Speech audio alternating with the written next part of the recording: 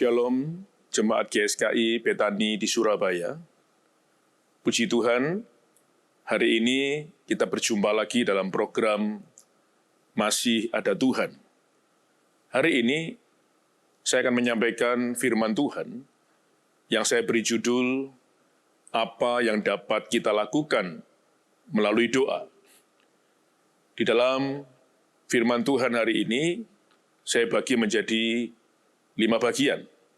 Dan hari ini saya akan membahas pada bagian yang ketiga. Apa yang dapat kita lakukan melalui doa bagian yang ketiga. Melalui doa, kita melawan dan mengalahkan kuasa iblis. Kita tahu iblis adalah musuh terbesar di dalam kehidupan kita semua. Dialah penyusun strategi di dalam kehidupan manusia untuk segala kejahatan. Bahkan dia berusaha menjatuhkan umat manusia dengan berbagai macam cara. Bahkan dia ingin setiap manusia mengalami kehancuran dalam kehidupannya. Ada banyak hal yang dia lakukan supaya pada akhirnya setiap manusia kemudian mengalami kehancuran dalam imannya. Itu sebabnya kita perlu bekerja sama dengan Allah untuk mengalahkannya. Kalau kita menggunakan kekuatan dan kuasa yang kita miliki, saya percaya kita tidak akan mampu mengalahkannya.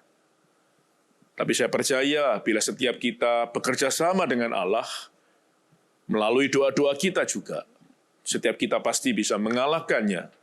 Bahkan setiap kita akan keluar menjadi pemenang dalam kehidupan kita. Nah, dengan apa sebetulnya kita bisa menghancurkan kuasanya? Saya ulang, dengan berdoa, dengan bekerja sama dengan Allah melalui doa-doa kita. Yang pertama, dengan berdoa, kuasa Yesus akan dinyatakan. Amin. Kita bisa melihat sebuah kisah dalam Markus pasal 5 ayat 8-10. Kalau kita lihat judul di atasnya, Yesus menyembuhkan orang yang kerasukan setan di Gerasa. Pada saat itu Yesus berjumpa dengan seseorang di Gerasa dan orang itu sedang dirasuk oleh roh jahat. Dan kita tahu ketika Yesus berjumpa dengan orang itu, orang ini kemudian berteriak-teriak ketakutan. Dikatakan dalam Markus pasal 5 ayat yang ke-8, karena sebelumnya Yesus mengatakan kepadanya, "Hai engkau roh jahat, keluar dari orang ini." Kemudian ia bertanya kepada orang itu, "Siapa namamu?" Jawabnya, "Namaku Legion, karena kami banyak." Ia memohon dengan sangat supaya Yesus jangan mengusir roh-roh itu keluar dari daerah itu. Jadi ketika dia dirasuk setan, dirasuk roh jahat, kuasa si jahat begitu berjumpa dengan Yesus, roh jahat ini ketakutan. Bahkan kemudian kita tahu akhir ceritanya, roh jahat itu diusir keluar, dan kemudian masuk ke dalam 2.000 babi, dan babi itu kemudian jatuh ke jurang dan semuanya mati. Dan akhirnya orang ini disembuhkan. Jadi kita bisa melihat kuasa Yesus yang luar biasa, sanggup mengalahkan kuasa roh jahat. Jadi jangan khawatir, kalau kita berdoa, bekerja sama dengan Allah, kita bisa mengalahkan kuasa si iblis. Kemudian yang kedua, dengan doa, Allah akan kirim malaikatnya untuk menolong kita. Jadi ingat bahwa Allah bisa mengirimkan malaikatnya untuk menolong kita.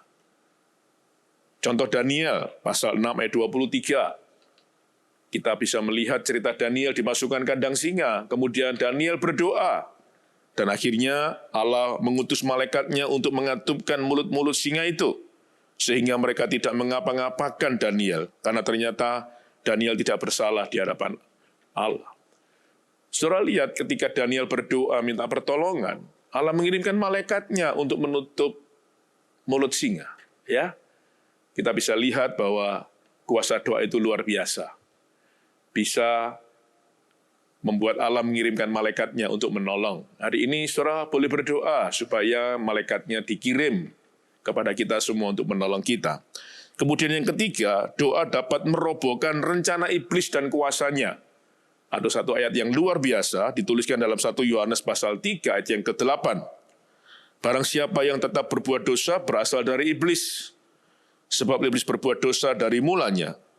Untuk inilah anak Allah menyatakan dirinya, yaitu supaya ia membinasakan perbuatan-perbuatan iblis itu. Jadi lihat bahwa Allah bisa menghancurkan, bahkan bisa membinasakan perbuatan-perbuatan iblis. Jadi nggak ada yang perlu ditakutkan hari ini. Mungkin ada yang merasa diganggu oleh kuasa si jahat. Ada yang berkata rumahnya kah, pekerjaannya kah, tempat kantornya kah. Nggak usah khawatir. Usir dalam nama Yesus, minta bantuan dengan doa-doa saudara. Maka saya percaya kuasa iblis bisa dihancurkan.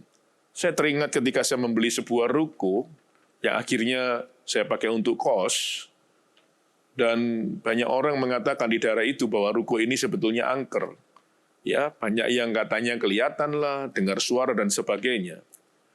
Ya memang kelihatan angker, tetapi kemudian saya masuk, saya berdoa, saya usir dalam nama Tuhan Yesus. Sekalipun awalnya istri anak-anak tidak berani masuk, tapi setelah kita berdoa bersama, akhirnya suasana menjadi berubah. Istri anak-anak masuk, sudah merasa aman, nyaman, ya, dan puji Tuhan akhirnya ruko yang saya beli menjadi sebuah rumah kos. Dan sampai hari ini, sejak tahun 2009, aman-aman saja.